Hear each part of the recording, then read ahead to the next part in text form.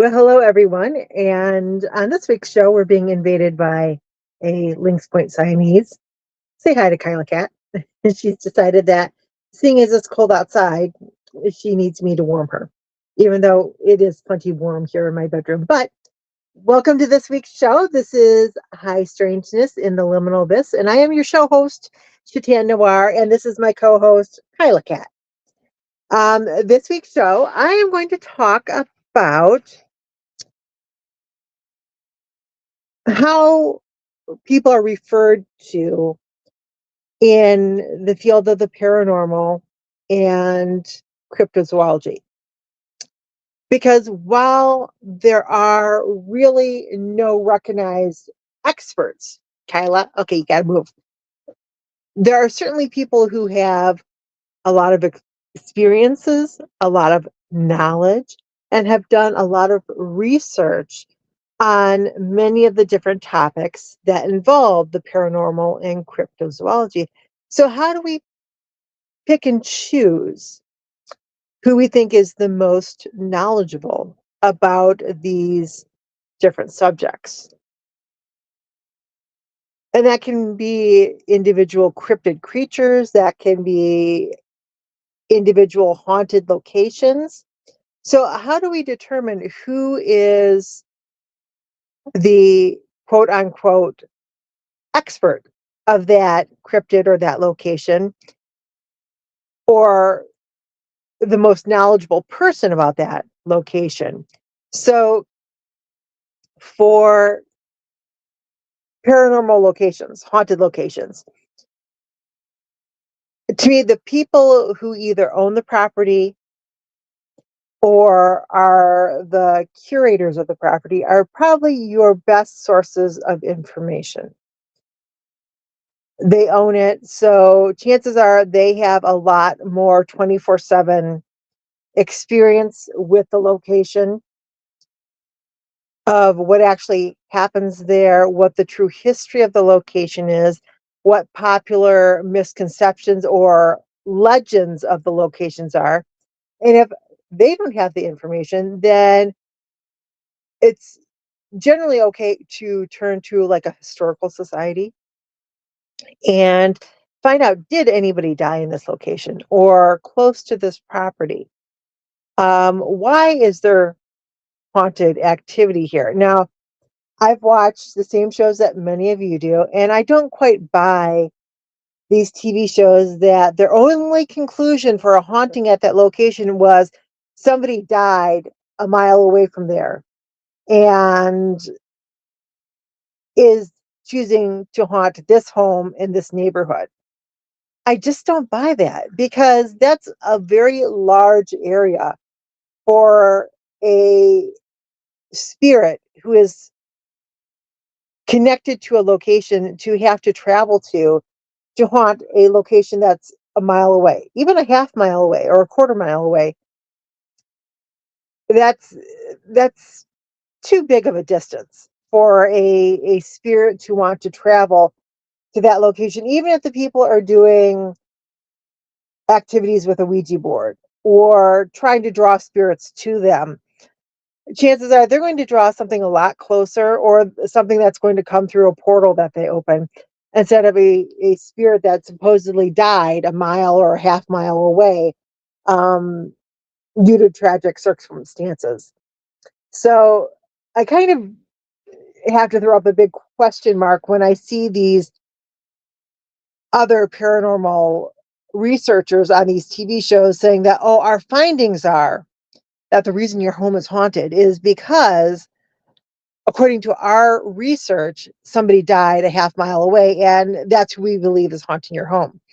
I don't buy that explanation. It's giving too much distance. If that were the case, then on my road alone, there is within a mile of my home, there is a very large Lutheran burial ground. And by all rights, then my house should be haunted by all the spirits at that, um, cemetery. And yet it's not haunted by those ghosts. Now, there are, let's see, one, two, three, four houses and a trailer park, all within 100 feet of that said cemetery. And while I've never talked to anybody in any of those homes to see if they have any paranormal activities, I would think that the spirits would haunt there before they would venture a mile away to find another place.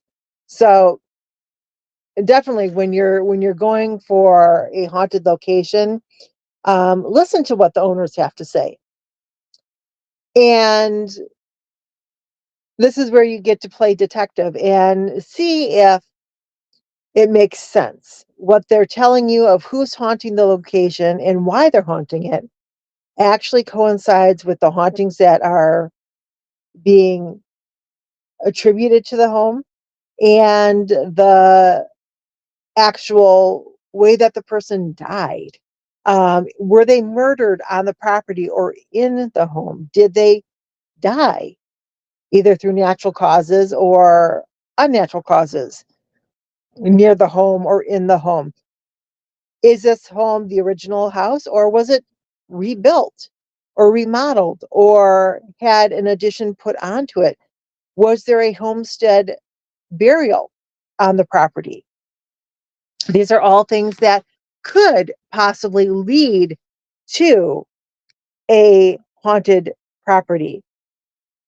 Did people do anything that would be considered, and I don't want to say witchcraft, because witchcraft, I don't care what your definition of witchcraft is. Witchcraft is not a negative, evil practice. Because the same people who say, oh, witchcraft is evil, witchcraft is a horrible thing, might actually be praying that their in-laws die, their mother-in-law dies, their neighbor dies. Oh, please let something happen to them. I just hope something happens. So you're telling me that it's okay for that Bible reading, church going parishioner to wish harm on another human being, but a witch who's just casting a spell for healing or for mundane purposes, that's evil. I don't buy that either. So, are there things going on with the spiritual nature of the property? And this could include, were there spiritualists living there at the property who were trying to communicate with the dead, which was a very strong movement in the well, late 18th century, early 19th century of this country. It became almost a trend, a fad, where people would have regular get togethers to try to communicate with the dead. And this could be through seances, it could be through the Ouija board, it could be through having a psychic medium at the time come to the home and try to, talk to the dead that you're hoping to communicate with.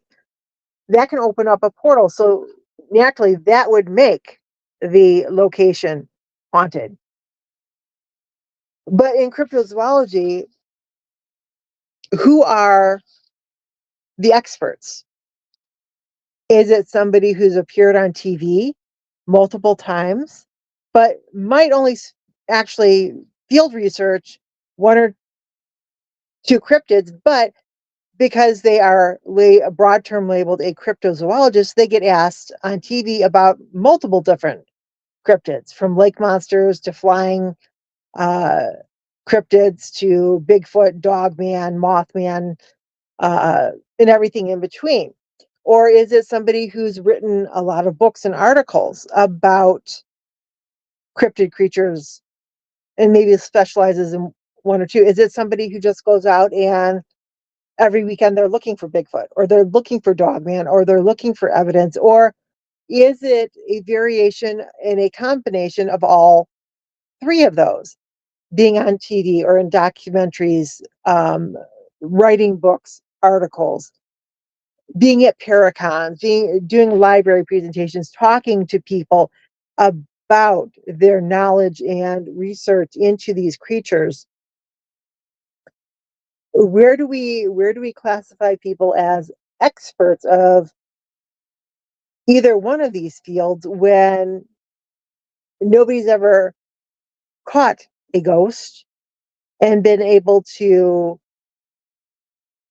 document scientifically the existence of the ghost and being able to communicate or study the ghost in a isolated fashion? The same way with cryptozoology, nobody has ever caught a Bigfoot or a dogman or a mothman or any of the lake monsters.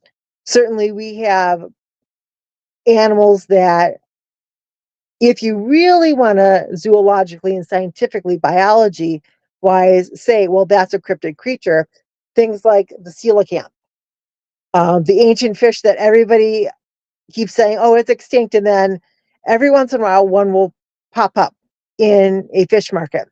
And they've actually found where colonies of these live. So it's no longer an extinct species, which a modern day sighting of an extinct species is actually a cryptid creature.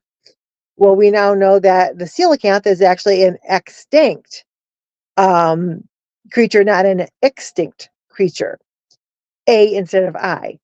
Um, but then, another classic example is people in Tasmania in New Zealand swear that they have seen the Tasmanian tiger, the thylacine, and people are making more and more reports that they have seen in rural areas this animal running around, and that the people who actually live there, do not believe that it is actually extinct anymore. But modern science is saying, nope, we don't have a living, breathing specimen, so therefore we still consider it extinct. So where does that all add into cryptozoology? Who are our experts? Who are our most knowledgeable people to go and ask these questions of? Do they have to hold a degree in biology or zoology or in a specific scientific field?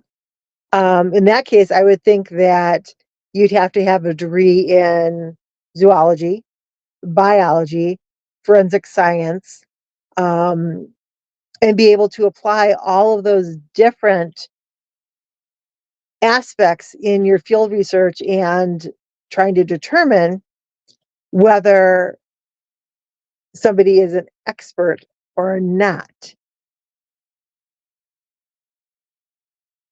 But we do have people who are very well known in each one of the fields, the paranormal and cryptozoology. The paranormal a little bit more so, because everybody who has been on a TV show, like Ghost Hunters or any, there's so many of them in the past and so few now.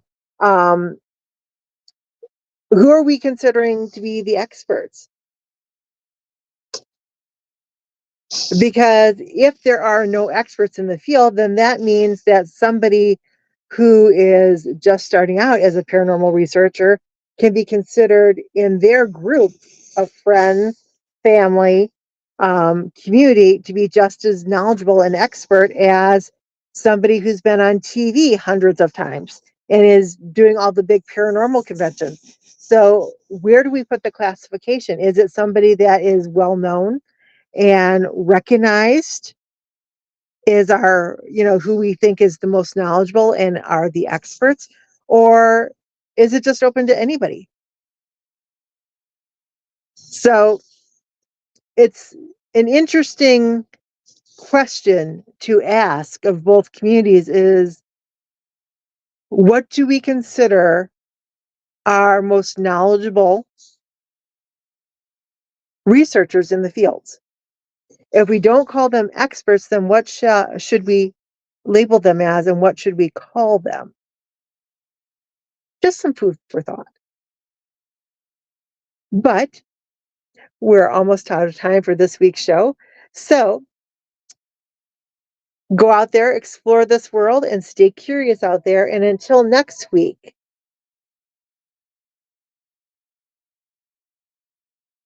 see you then.